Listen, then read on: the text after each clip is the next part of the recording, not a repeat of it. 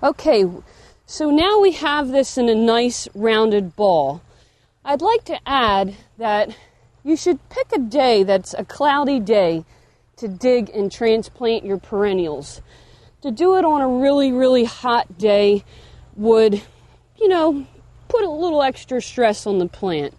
So a cloudy day is best. So now that we've got this nice plant, I've got my scooping shovel here. And I'm going to just insert, you can see how I've got a nice, good section, a big ball of iris here.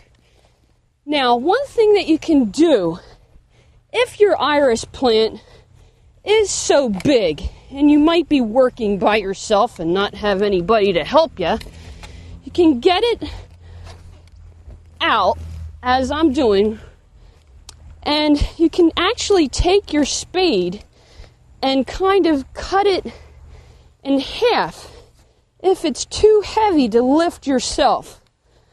Now I have a piece of burlap here that I've pre-soaked because you don't want your roots to get exposed.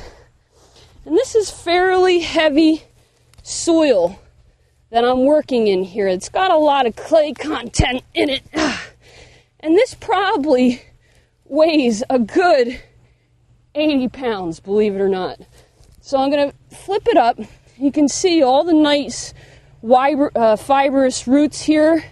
This is a good, healthy root system. You want to try to keep as much of the soil intact to the root. You don't really want it to fall away. So I'm going to take my burlap here just so that I can move my plant to the new area that I want it to go. And I'm just going to tuck it down there, and I'm just going to flip that right on top. I'm going to rock it back up, and voila. I've got my iris in a nice little cradle here of burlap, and I'm going to get it out of the hole. Bend your knees. Bend your knees always when you're doing heavy lifting.